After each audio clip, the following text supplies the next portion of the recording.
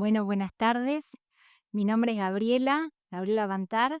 Soy pianista y junto con Patricia, que es mi hermana, que es compositora, queremos ofrecerles y brindarles un poco de lo que estamos haciendo últimamente. Nosotras, desde hace algunos años, conformamos un dúo que trabaja como un laboratorio. Eso significa que trabajamos en forma conjunta entre el compositor o la compositora y, en este caso, yo como intérprete, como pianista. Y nosotras vivimos en Argentina, en la provincia de Buenos Aires, en lo que sería la capital de la provincia, que se llama La Plata, la ciudad de La Plata, y es conocida como la ciudad de la universidad, la ciudad universitaria.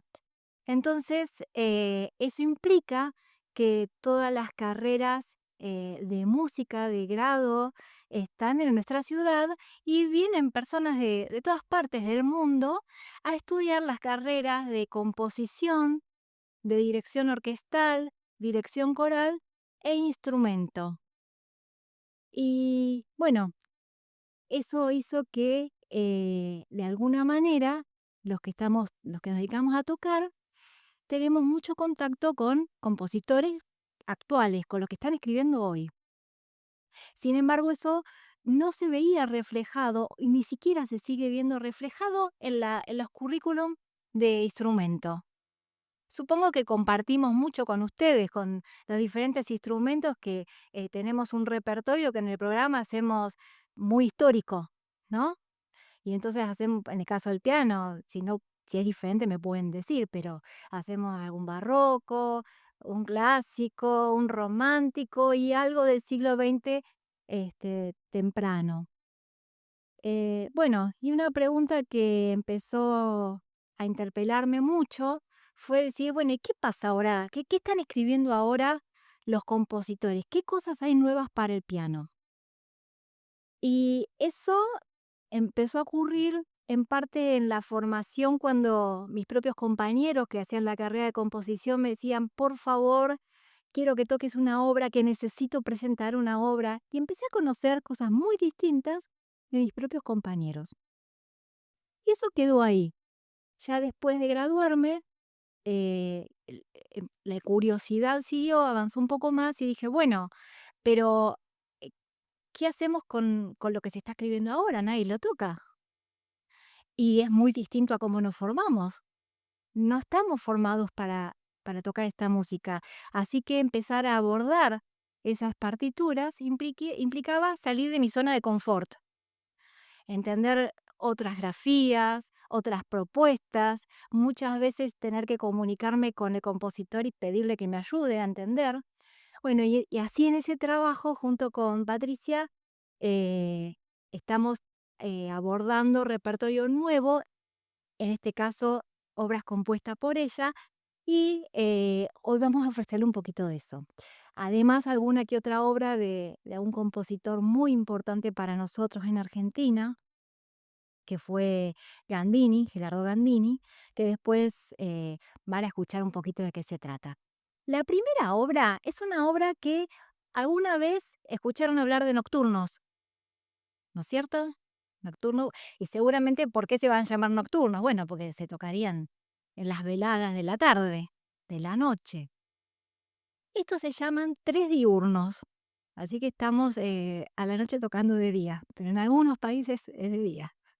Se estrenó, hay unas jornadas que bueno, hace un tiempo que no se hacen, pero unas jornadas que nuestro conservatorio hace sobre músicas actuales y se invita a compositores y a intérpretes a trabajar durante 1 o 2 semanas y hacer conciertos, charlas, presentaciones de sus obras, instrumentistas no solo de piano, de todos los instrumentos, a poner en sonido lo que se está escribiendo. En una de esas jornadas, que se llama Jornadas Los Nuevos Jardines del Cervente, porque nuestro conservatorio está en el medio de jardines y pertenecía el edificio a un orfanato. Pasó el tiempo, se convirtió en el Conservatorio de Música de La Plata y entonces en los jardines la propuesta fue un gran compositor que había en ese momento que para la Argentina significó un montón, porque en todos los lugares de Argentina donde había carrera de grado, él estaba presente. Y él dijo que él se imaginaba con que algún día en esos jardines sonara música. Así que, bueno, se hicieron las jornadas en los nuevos jardines y esta obra se estrenó allí. Son 3 números, yo los voy a tocar en forma consecutiva. Y ustedes van a ver que como una de las características que tiene es que aborda la totalidad del instrumento, de los registros, quiero decir. Entonces, a lo largo de los 3 números, yo tengo que tocar todas las, no todas las notas, pero sí los extremos los tengo que incluir. El segundo número tiene otra característica, que es la repetencia continua de la nota más aguda que tiene el piano, que es un do. Ya se van a dar cuenta. Así que son 3 números, 3 diurnos.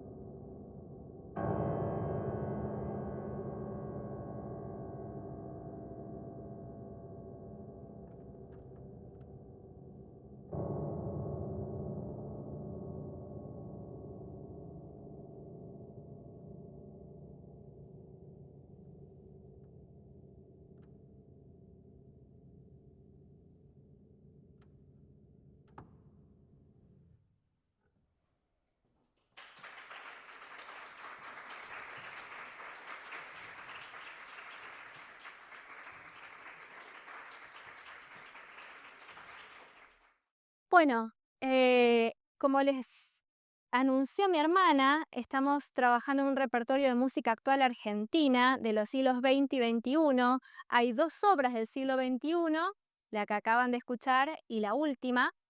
Y la segunda obra es una obra del siglo XX de un compositor argentino que se llamó Gerardo Gandini. El 22 de marzo se cumplen 12 años que falleció Gerardo Gandini, así que un poco este es nuestro homenaje a la figura que él fue para nuestro país. Y Gerardo Gandini fue uno de los compositores que estuvo en el primer centro importante que hubo en Argentina sobre música contemporánea, que era llamado el CLAEM.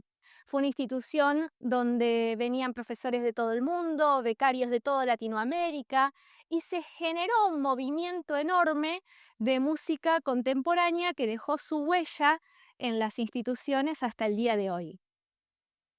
Gerardo Gandini, desde el año 66, tuvo una manera muy particular de escribir música. Vieron que en la música diferentes elementos pueden ser estructurantes y otros quizás son estructurales, ¿no? A veces uno puede pensar, bueno, esta música está pensada desde una lógica de tratamiento de las alturas, o esta música está pensada desde un tratamiento del timbre especial. Bueno, a Gerardo Gandini se le ocurrió empezar a trabajar con materiales encontrados en otras músicas, y él llamó este procedimiento objetos encontrados. Un objeto encontrado para Gerardo puede ser cualquier cosa y de cualquier tipo de jerarquía en la obra en sí, ¿sí? Ahí quedan anotadas algunas palabras que el propio Gandini dice sobre procesos que él le puede aplicar a ese material encontrado. Ese texto, Objetos Encontrados, lo pueden encontrar en internet en forma gratuita y lo pueden leer, donde él cuenta cómo piensa la música. Pero una característica que tiene Gandini, como les decía, es que a lo que hace referencia tiene un lugar diferentemente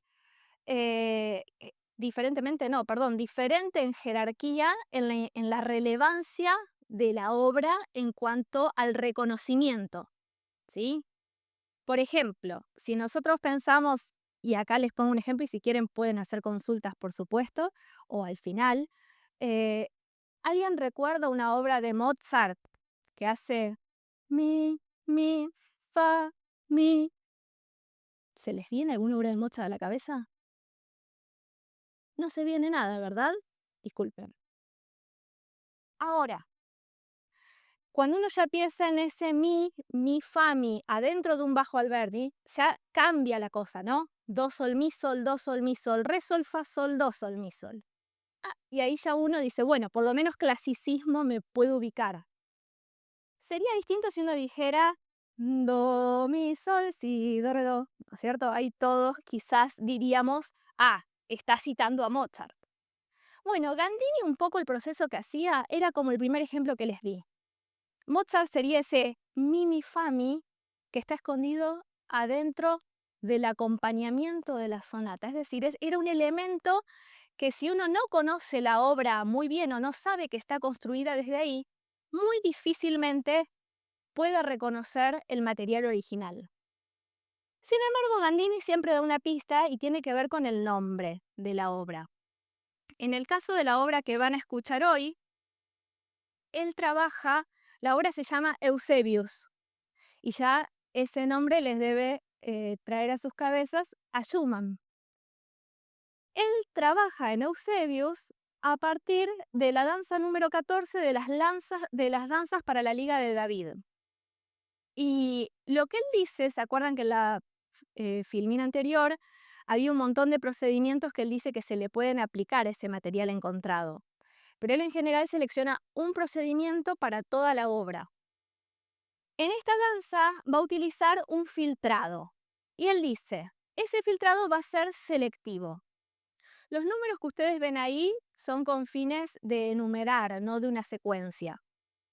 Él dice, voy a decomponer la obra, la voy a recomponer, va a ser transfigurada en esa recomposición de manera tal que en realidad Schumann no se perciba. Y van a existir diferentes versiones de esa obra. Voy a escribir nocturnos, dijo Gandini. Esos nocturnos pueden ser 4 nocturnos para un piano, que es lo que ustedes van a escuchar hoy, o esos nocturnos se pueden tocar simultáneamente y ser un nocturno para 4 pianos.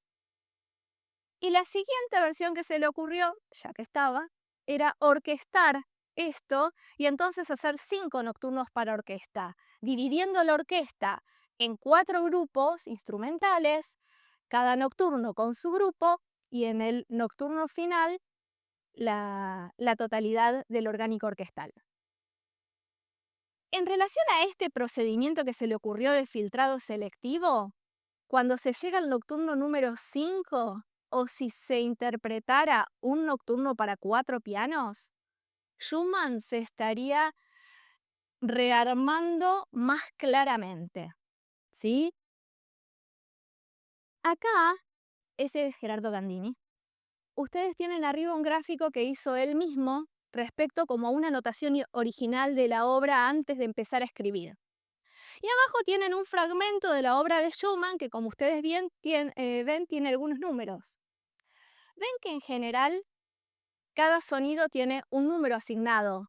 Muy pocos sonidos tienen 2. No sé si alcanzan a leer porque la letra de Gandini era literalmente su borrador y lo dejó manifiesto. Esto lo publicó él mismo, ¿no? No está extraído sin permiso. Él dice que en el filtrado quiere darle una dirección a ese filtrado. Entonces dice que primero quiere enfatizar las relaciones cromáticas. Entonces va a trabajar del nocturno original con relaciones de segundas, de séptimas y de novenas. Si ven en la partitura ahora, ustedes están viendo acá mi mouse, ven que tiene el número 1 en el primer ataque agudo, ¿no? Y el siguiente número 1 está en el la bemol y en el la natural. Bueno, ahí ya tenemos, ¿no?, las relaciones de séptimas, de segundas, y vamos a poder ir reconstruyendo así a lo largo de la obra lo que sería el primer nocturno. El segundo nocturno, él va a priorizar las relaciones de cuartas y de quintas justas, el tercer nocturno de terceras y sextas, y el último nocturno, las octavas. Esto no quiere decir que los únicos intervalos que suenan en cada nocturno son esos, pero sí que en general son esos. En algún punto lo que estaba trabajando Gandini era la idea del color del intervalo desde un lado muy diferente que Debussy lo hizo en su momento, pero sí desde un mismo lugar en su origen sobre el interés, no en la altura per se, sino en el color que dan ciertas relaciones de alturas. Y como ustedes ven, los números no se repiten en general. Hay muy pocos, como les decía, que tienen 2 números. Él hay 4 sonidos que los trabaja en más de un nocturno. Hay 4 sonidos que no están en ningún nocturno. Y hay 5 sonidos que los pone él y que en realidad no están en el original de Schumann. Cuando él trabaja a partir de este procedimiento y se le preguntaba, él dijo estas palabras, y esto lo leo textual. Él dice: las citas se utilizan para hacer referencia a otra obra, por ejemplo, la cita de Tristán e Isolda en la suite lírica de Alban Berg, o el scherzo de la segunda sinfonía de Mahler en la sinfonía de Berio. En ambas obras estas citas son reconocibles, pero en mi caso, la utilización de citas es una especie de procedimiento esquizofrénico que consiste en tomar determinados materiales de un autor para que después no sean reconocidos. Los materiales que yo tomo de otros compositores pueden tener un valor simbólico personal, pero no lo tienen para los demás. Ustedes van a escuchar a Schumann primero y luego a Gerardo Gandini, y al haber escuchado a Schumann van a poder ir reconstruyendo esta danza que antes sonó, cuando escuchen a Gandini van a poder reconstruir la danza que antes sonó en Schumann. Pero si no hubiera sonado ese Schumann, difícilmente uno en esos nocturnos podría encontrarlo.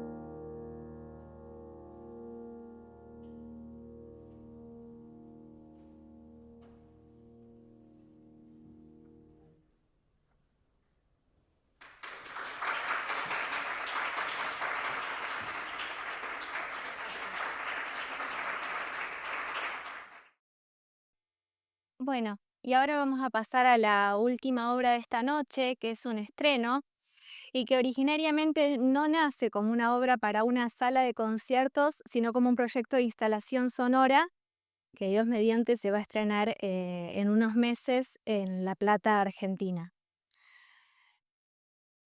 Esta obra,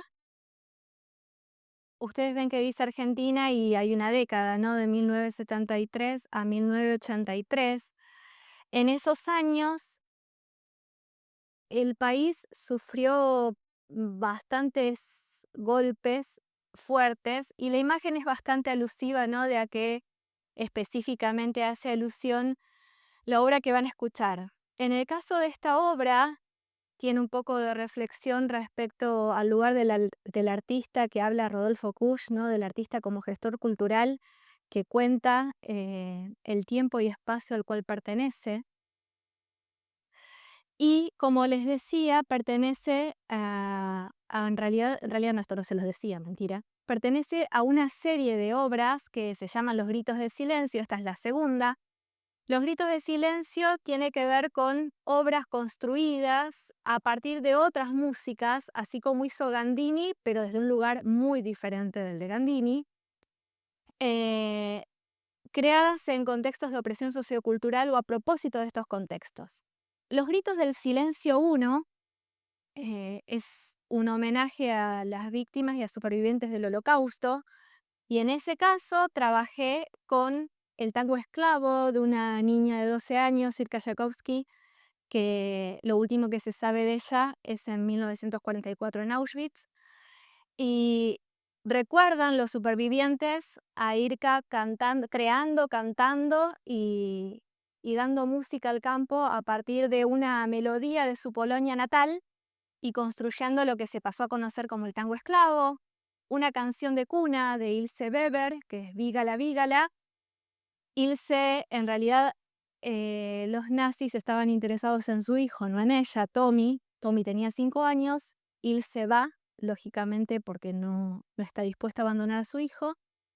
Y en el campo de concentración trabaja con las infancias, creando canciones, creando poemas. Y entre las canciones que crea esta canción de cuna, Vígala, Vígala, que supervivientes narran que la iba cantando de la mano del pequeño Tommy cuando iban a la cámara de gas.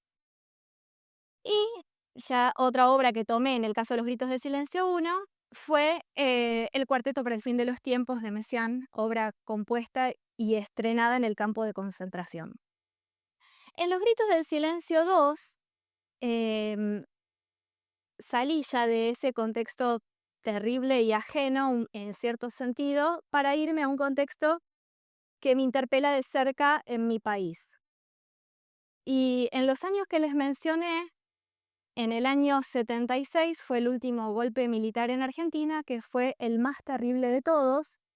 En ese golpe militar, uno de los lemas que se estableció fue que la gente no estaba ni muerta ni viva, sino desaparecida. Y fueron años testigos de las atrocidades más grandes que se les puedan ocurrir. Y encima, en esos mismos años, está la última guerra de la que participó Argentina, que es la Guerra de las Malvinas.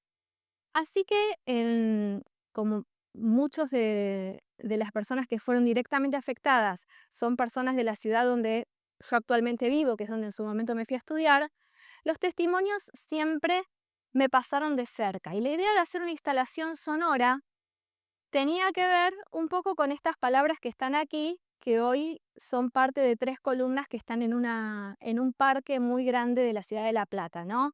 Memoria, justicia, soberanía y memoria, verdad y justicia. Entonces quedó la cuestión de, bueno, la instalación sonora para sitio específico se estrena un día y ahí queda. ¿Cómo se puede esta misma obra, sosteniendo la idea, llevarla a otros formatos que me permitiera trabajarla en la sala de concierto? Y así nace entonces Los Gritos de Silencio 2 en formato para medios mixtos, para piano y soporte digital.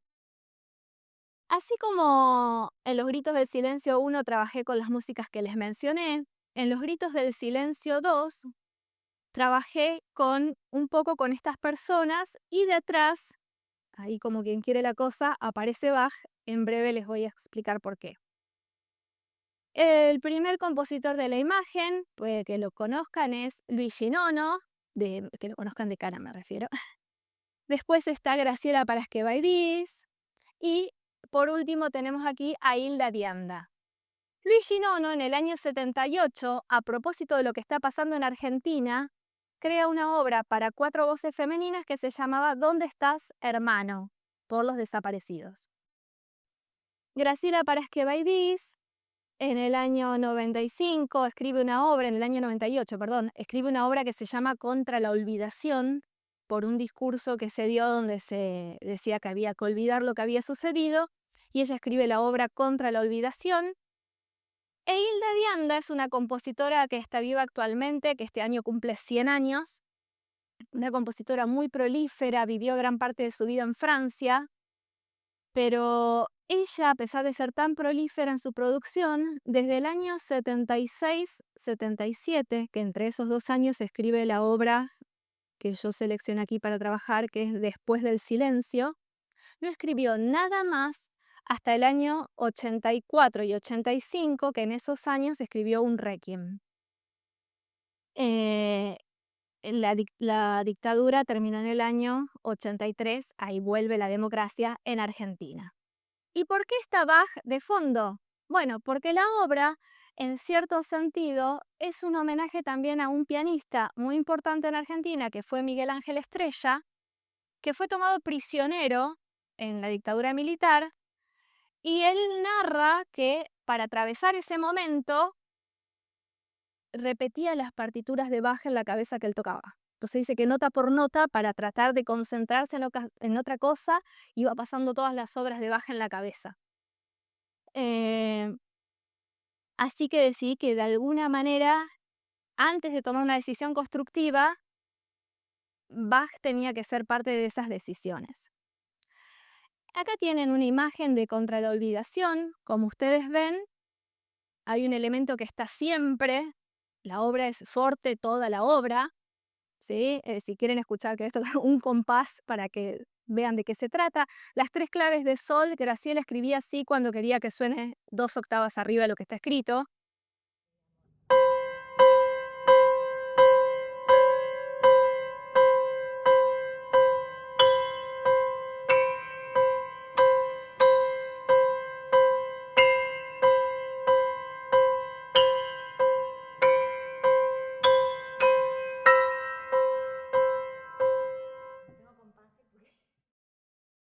El Contra la olvidación está ahí en primera plana, ¿verdad?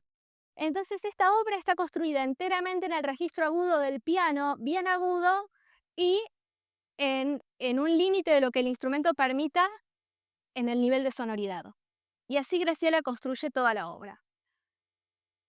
Por otro lado, Luigi Nono tiene, al igual que Graciela, esta cosa de trabajar en el registro bien agudo de las voces femeninas, pero también una característica que le agrega Nono es que esta obra no es en un nivel de sonoridad estable en su transcurso, sino que oscila considerablemente. En líneas generales oscila entre pianísimos, con algunos fuertes abruptos que irrumpen lo que está pasando sonoramente. Pero tiene esta idea del umbral de Graciela, ¿no? Con sonoridades más largas y demás. La obra de Hilda Dianda es una obra electroacústica, así que no hay partitura para mostrar. En esta obra, Hilda, trabaja también con los umbrales de audibilidad y de altura. Así que dije, bueno, voy a hacer una obra electroacústica en un inicio, y después dije, no, para medios mixtos incluyo lo electroacústico, y en ese sentido se vincula con Hilda Dianda, pero que los insumos sonoros salgan del piano y de la voz, que era esto que venía de Graciela y de Luigi. Y a su vez, como Bach estaba tan presente, decidí que cuando uno piensa en Bach puede pensar en un millón de cosas, por supuesto, pero esta cosa de la textura complementaria es algo que está muy presente, entonces decidí que la obra iba a tener bastante de eso. Me interesaban los momentos en los que Bach trabaja cuando no coinciden los ataques en ese contrapunto.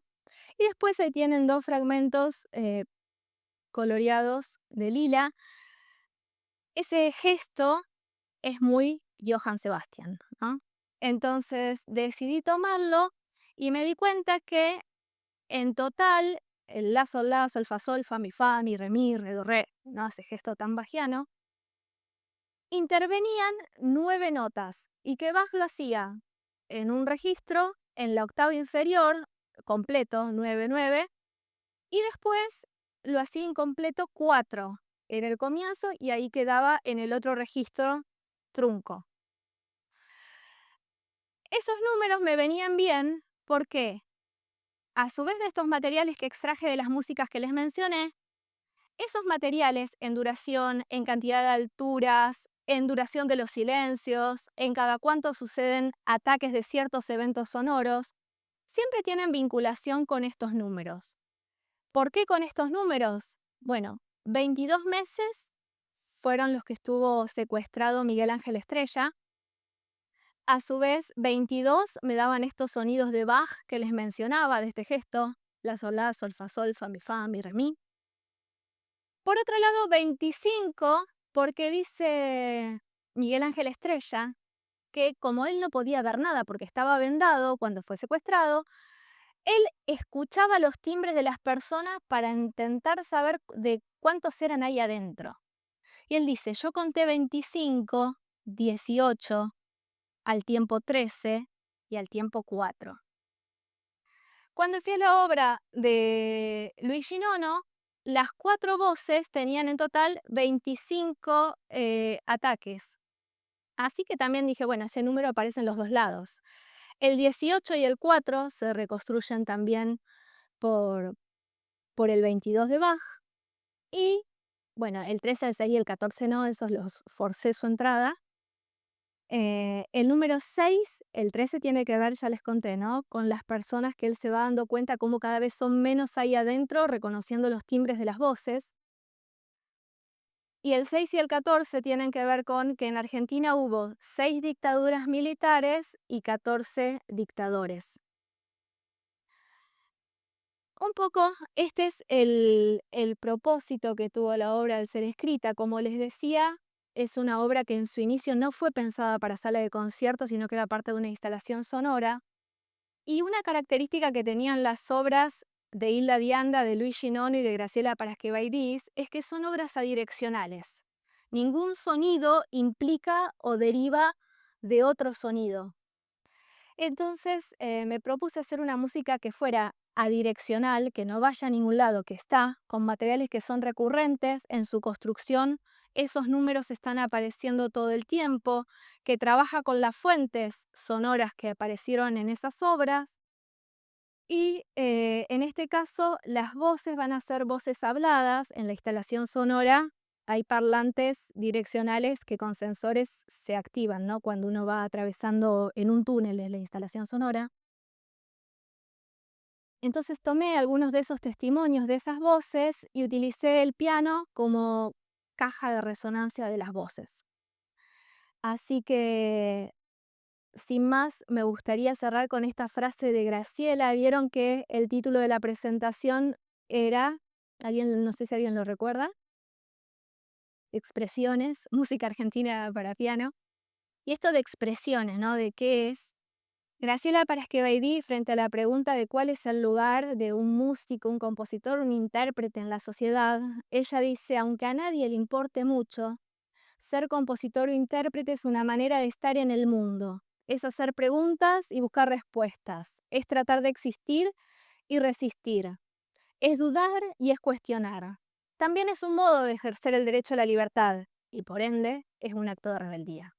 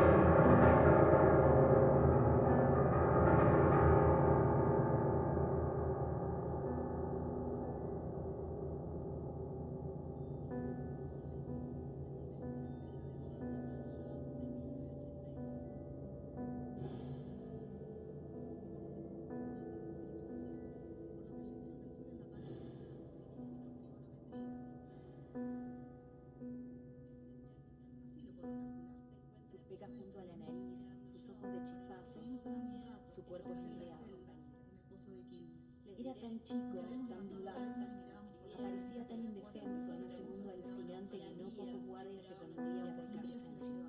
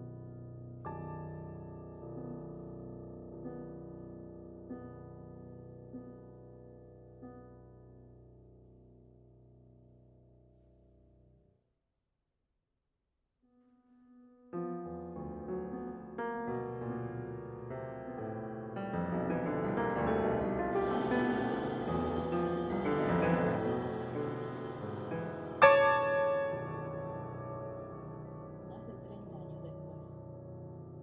Sin saber mucho cuándo y cómo, la búsqueda empezó otra vez.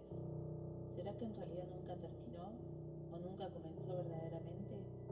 ¿Será que teníamos que buscar primero adentro nuestro para recobrar fuerzas, para encontrarnos, reconocernos? Tal vez hacía falta crecer, recorrer vidas, tener nuevos hijos, morir un poco, esperar señales. Lo real es que hoy estamos lenta y precipitadamente tejiendo nuevas redes, remendando viejas redes, juntando piezas de memorias quebradas para devolvernos, a Cecilia y a Adriana, el derecho a estar igual, para completar el mundo y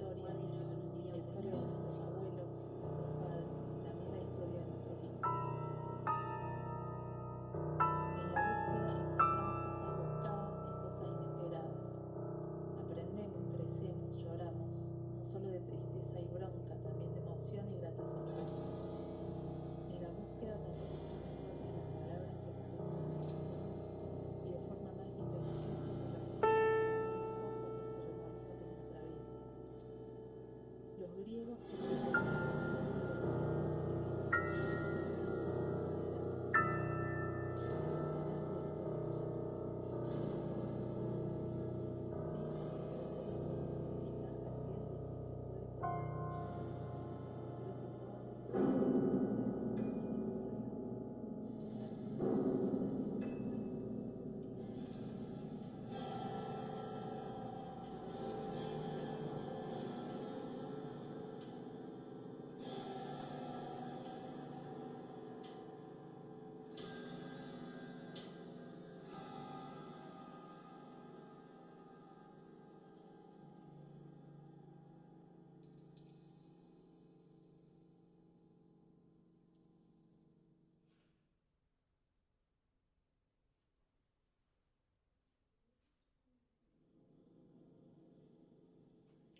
Un día se lo llevaron.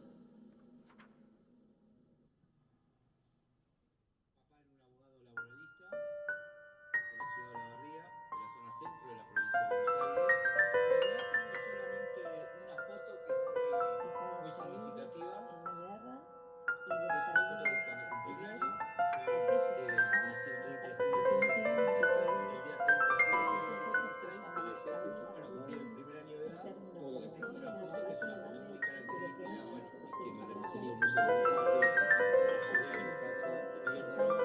fotos más. Dos fotos que tengo de Buenos Aires. La puerta de nuestra casa, donde estuvimos en la calle La Madrid y Dorrego, en la ciudad de La Madrid, a la noche. Es un momento que termina de entregar un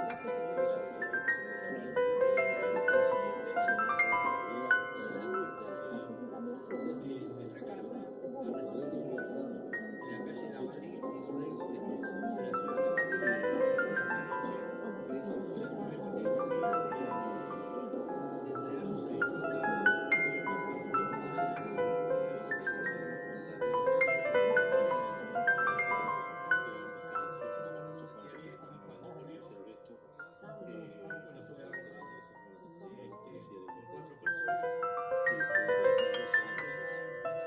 y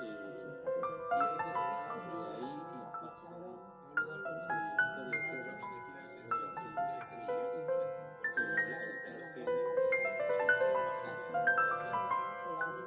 cerca de la ciudad de Y estuvimos ahí más, ahí nos clasifican. por todo el periplo que había